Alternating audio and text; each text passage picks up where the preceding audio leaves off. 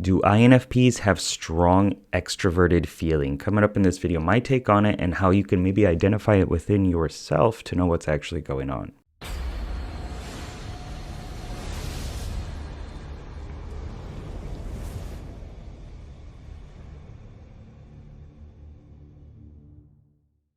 What's up, Legend? It's Sherman here from Geek Psychology, where I help geeks, gamers, and creatives to play life better. And using personality type is one of the key ways, because if you know your character and you know your character's strengths and weaknesses, then you can understand where you are within the world and how you can show up in a way that's going to, achieve your goals as well as help other people in the process.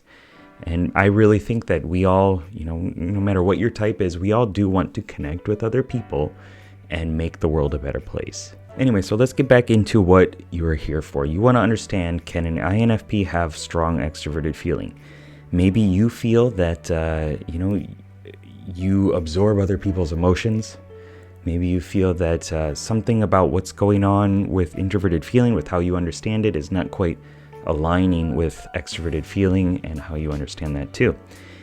So I'm going to talk as though you are an INFP, and let's go into it. Okay, so feeling is a judging function. It takes the observations and the perceptions and things like that, understanding the patterns or the actual sensory realm, and it makes evaluations on top of that. For introverted feeling, it's like, do I like this? Does this resonate with me? I call it the resonating empath. Whether you feel that you're an empath or not, I felt that it was a good encapsulating term to define it. And resonating, it's about what's going on internally. Like all of your parts aligned, going in the same direction. Or part of me has this little bit of doubt about this thing. How much time and energy and care should I give that voice, that aspect of myself? And what's that going to do with all these other parts within me? And how can I have this alignment of self towards my decision, towards whatever that goal is? Even if it's just, what am I going to eat today? And you have to sift through and listen to all the different voices, every different aspect of yourself. Well, part of me likes this, part of me doesn't like this, part of it's just, it can take a very long time unless one voice is speaking loud enough and clear enough and is trusted by all the other voices. And I probably, lost some people right there, but if you're an INFP, then I think you understand what I'm talking about.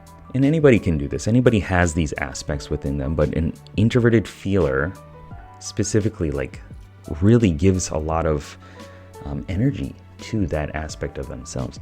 Extroverted feeling is that valuing, right? The feeling component outside of yourself. So what does everybody feel is the right thing to do? What's the hierarchy of status, perhaps? How can I serve this person a little bit better? How can I help them achieve their needs, their goals? What is the culture of the room here? What's the culture of the country or whatever it is? Kind of reading the relationships that's happening between other people and the emergent of the interactions of people's values. I call it the unifying envoy, right? This is about unifying, bringing people together, but also an envoy, an ambassador, someone who helps people communicate, mediates between people. This person feels this way, this person feels this way, how can we work that out? And that doesn't mean that an introverted feeler cannot do that, right? But it's, where does it start? Kind of where does the evaluation process start? So introverted feeling is, right, resonating within me, my values, my conscience, my understanding first, because it's an introverted function. It starts within the subject, and then it can be transplanted onto other people. Extroverted feeling is our values. What do we expect here? What have we culturally agreed on, whether it's a small culture of just 2 people or 3 people or a larger one? And those can overlap, right? Once you understand everybody else, once that emotion is out in the wild in the extroverted realm, well, then you can take it inward and you can say, this is how I feel about this, because it's being reflected off there. So there are a lot of ways of looking at this, right? But really think about where it's coming from. We'll talk about this more in the last part of the video here, but think about for yourself, where is this evaluation coming from? If you feel that you are good at extroverted feeling, you might be. That nothing's impossible, but likely you're doing an introverted feeling judgment, right? And then you are speculating using extroverted intuition, all the different possibilities. You're exploring. Okay, so this is how I feel about this. Well, how could this person feel about this? Like, this is the pattern. This is, they're in this situation. For example, like in my mind, I always go back to like littering, okay, or dropping something in the store and expecting staff to pick it up. When I decide to pick up somebody else's mess and put it back on the shelf, that is not an extroverted feeling thing. It comes from me. It comes from within.